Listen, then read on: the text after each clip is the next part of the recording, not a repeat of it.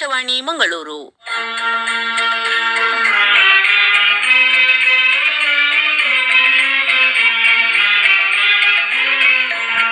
ಗಾಂಧಿ ಚಿಂತನ ಮಾಲೆ ಪ್ರಸ್ತುತಪಡಿಸುವವರು ಸತೀಶ್ ಶೆಟ್ಟಿಗಾರ್ ಜಪ್ತಿ.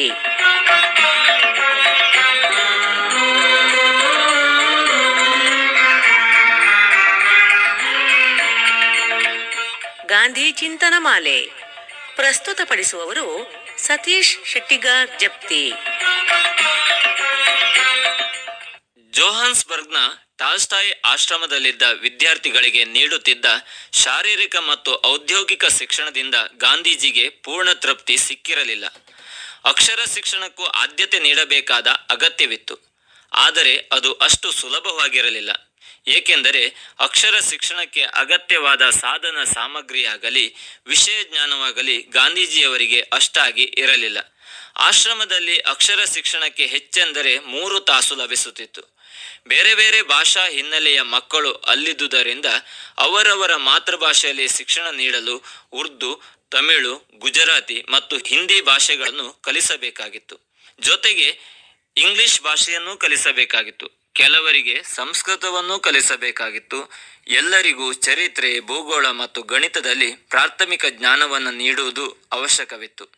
ಮಕ್ಕಳಿಗೆ ತಮಿಳು ಮತ್ತು ಉರ್ದುವನ್ನು ಕಲಿಸುವ ಹೊಣೆಗಾರಿಕೆಯನ್ನು ಗಾಂಧೀಜಿ ವಹಿಸಿಕೊಂಡಿದ್ದರು.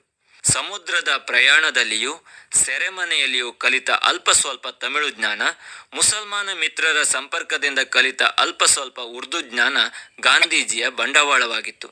ಭಾರತೀಯ ಭಾಷೆಗಳ ಮೇಲೆ ಅವರಿಗಿದ್ದ ಪ್ರೇಮವೇ ಅಲ್ಪಜ್ಞಾನದಲ್ಲಿಯೂ ಉಪಾಧ್ಯಾಯನಾಗಿ ಕೆಲಸ ಮಾಡಬಲ್ಲೆನೆಂಬ ಆತ್ಮವಿಶ್ವಾಸವನ್ನು ಅವರಲ್ಲಿ ಹುಟ್ಟುಹಾಕಿತ್ತು.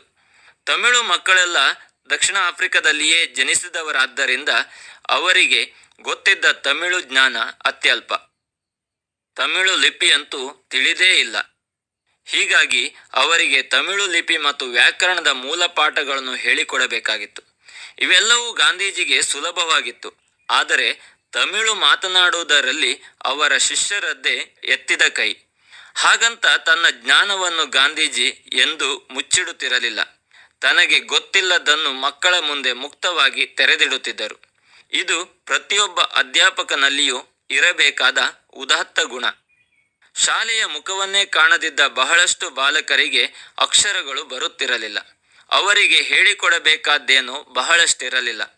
ಅವರಲ್ಲಿ ಅಡಗಿದ್ದ ಸೋಮಾರಿತನವನ್ನು ಹೋಗಲಾಡಿಸುವುದು ಮತ್ತು ಅವರ ಓದು ಬರೆಹವನ್ನು ನೋಡಿಕೊಳ್ಳುವುದಷ್ಟೇ ಮುಖ್ಯವಾಗಿತ್ತು.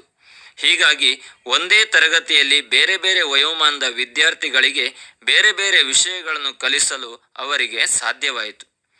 ತನಗೆ ತನ್ನ ಉಪಾಧ್ಯಾಯರು ಪುಸ್ತಕಗಳಿಂದ ಕಲಿಸಿದುದು ಹೆಚ್ಚಾಗಿ ನೆನಪಿಲ್ಲ.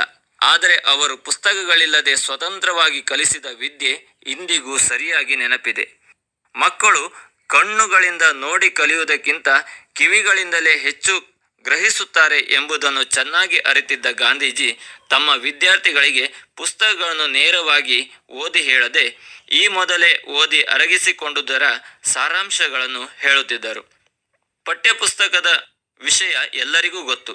ಇಂದು ಶಾಲಾ ಪಠ್ಯಪುಸ್ತಕಗಳು ಸರಬರಾಜಾಗುವುದು ವಿಳಂಬವಾದರೆ ವಿದ್ಯಾರ್ಥಿಗಳಲ್ಲಿ, ಪೋಷಕರಲ್ಲಿ ಹಾಗೂ ಶಿಕ್ಷಕರಲ್ಲಿ ಮಕ್ಕಳ ಕಲಿಕೆ ನಿಂತೇ ಹೋಗುತ್ತದೆಂಬಷ್ಟು ಆತಂಕದ ಛಾಯೆ ಆವರಿಸಿಬಿಡುತ್ತದೆ.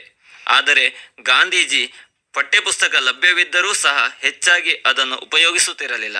ಅವರಿಗೆ ಪಠ್ಯಪುಸ್ತಕದ ಅವಶ್ಯಕತೆ ತೋರಲೇ ಇಲ್ಲ. ಶಿಕ್ಷಣದಲ್ಲಿ ಪಠ್ಯಪುಸ್ತಕ ಒಂದು ಸಾಧನ ಮಾತ್ರ. ಓರ್ವ ವಿದ್ಯಾರ್ಥಿಗೆ ನಿಜವಾದ ಪಠ್ಯಪುಸ್ತಕ ಆತನ ಅಧ್ಯಾಪಕನೇ ಎಂಬುದು ಗಾಂಧೀಜಿಯವರ ಖಚಿತ ನಿಲುವಾಗಿತ್ತು.